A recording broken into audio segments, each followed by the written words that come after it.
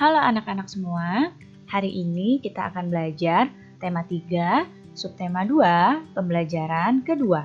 Sudah siap untuk belajar hari ini? Kalau sudah siap, mari kita mulai belajarnya. Pernahkah kamu mengalami perut mulas dan harus buang air besar beberapa kali dalam sehari?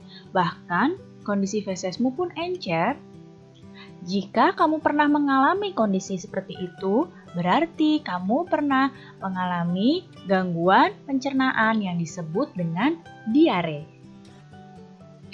Nah, lihat pada gambar, ada seorang anak yang sedang ke dokter dan dia mengatakan bahwa dia pada hari itu sudah 5 kali buang air besar. Dan dokternya berkata bahwa anak itu sedang terkena diare dan kondisinya akan membaik setelah diberi obat. Sebenarnya, diare itu apa sih?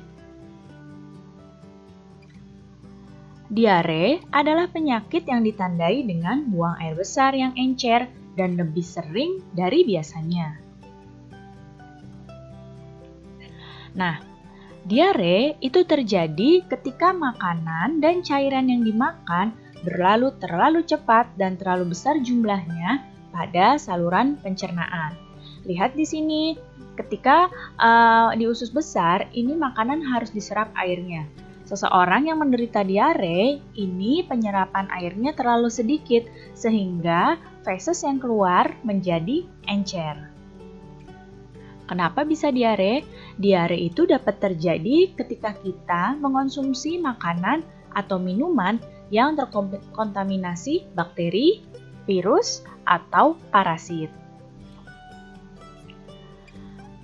Diare yang parah apabila tidak segera diobati dapat mengakibatkan tubuh kekurangan cairan dan bahkan dapat menyebabkan kematian. Jadi tidak boleh menganggap remeh diare. Jika merasa sudah diare, harus segera minum obat. Apa saja sih penyebab diare? Perhatikan baik-baik. Yang pertama, penyebab diare adalah infeksi virus. Di sini penyebab diare pada anak itu adalah rotavirus, ya. Jadi yang paling sering terjadi pada anak-anak adalah rotavirus. Kemudian penyebab diare yang kedua adalah infeksi bakteri dan parasit. Biasanya bakteri dan parasit ini masuk melalui makanan dan minuman yang sudah terkontaminasi. Kemudian ada intoleransi makanan. Ini terjadi pada sebagian orang yang tidak bisa mengonsumsi gula pada susu, sehingga diare setelah mengonsumsi produk susu. Kemudian ada alergi makanan. Biasanya reaksi negatif terhadap obat-obatan. Dan ada juga disebabkan oleh penyakit usus. Jadi menimbulkan diare kronis dengan banyak penyebab. Dan bisa juga karena gangguan usus fungsional atau stres. Jadi ini adalah penyebab-penyebab dari diare.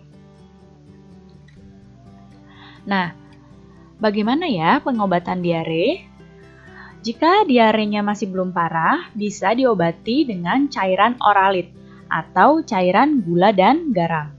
Kalau diarenya sudah parah, maka harus berobat ke dokter dan minum obat sesuai dengan resep dokter. Bagaimana pencegahan diare? Yang pertama, mencuci tangan ya dengan sabun sebelum makan, supaya tangan kita bersih. Kemudian, menutup makanan dan minuman agar terhindar dari lalat, kecoa, tikus, dan hewan-hewan pembawa penyakit. Kemudian, minum air yang sudah dimasak, jadi airnya harus matang. Dan tidak jajan sembarangan.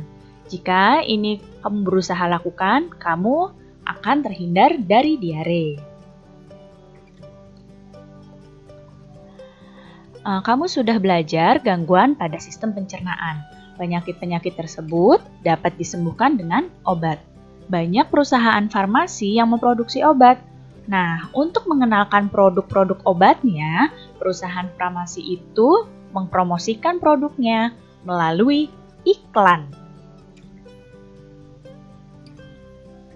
Iklan itu juga bisa disampaikan lewat media elektronik seperti televisi. Jadi bukan hanya dengan media cetak ya, bisa juga dengan media elektronik seperti TV.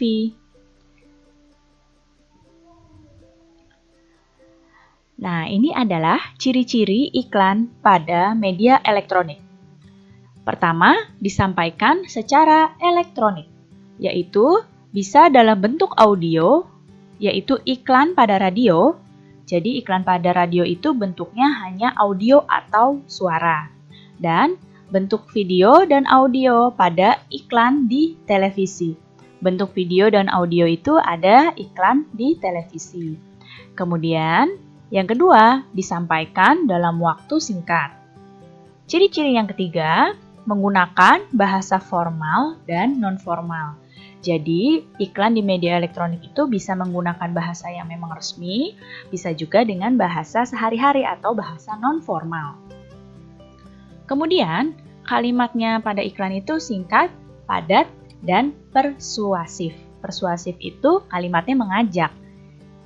Kemudian, ketika iklan pada media elektronik itu harus menggunakan intonasi yang tepat, supaya iklannya tambah menarik. Dan terdapat musik pengiring, supaya iklannya tambah menarik juga. Jadi, ini adalah ciri-ciri iklan pada media elektronik. Nah, lihat di sini ada iklan tari piring di televisi. Kalau tari piring, itu propertinya apa ya? Ya, propertinya adalah piring. Nah, masih ingatkah kamu tentang properti tari? Ya, Indonesia itu memiliki keragaman budaya yang tinggi.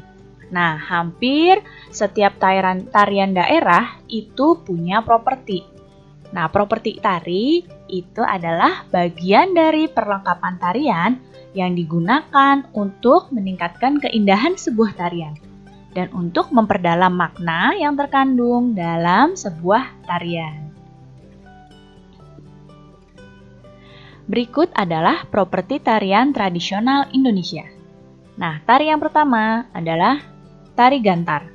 Asalnya dari Kalimantan Timur. Properti tari gantar adalah tongkat. Kemudian, nah ini namanya tari reog. Asalnya dari Ponorogo. Propertinya adalah topeng reog. Nih, topeng reognya yang ini ya. Ini adalah topeng reog. Kemudian, yang ini ada tari kuda lumping, asalnya dari Yogyakarta. Propertinya adalah jaranan. Jaranan ini adalah yang seperti kuda-kudaan ini nih. Ya, lihat di panah. Nah, ini yang seperti kuda-kudaan disebut dengan jaranan. Kemudian, ini tari baksa kembang, asalnya dari Banjar. Propertinya adalah rangkaian bunga. Nah, propertinya ini, rangkaian bunga. Selanjutnya, ada tari jaipong, asalnya dari Karawang. Propertinya adalah selendang. Kemudian, ada tari serampang 12, asalnya dari Sumatera Utara. Propertinya sapu tangan. Dan ada tari merak. Tari merak ini asalnya dari Jawa Barat. Propertinya adalah mahkota. Dan ada tari topeng. Tari topeng ini asalnya dari Cirebon. Propertinya tentu saja adalah topeng. Baik anak-anak, cukup sekian ya penjelasan Ibu kali ini. Mudah-mudahan kalian dapat paham dan mengerti. Terima kasih anak-anak semua. Sampai jumpa lagi.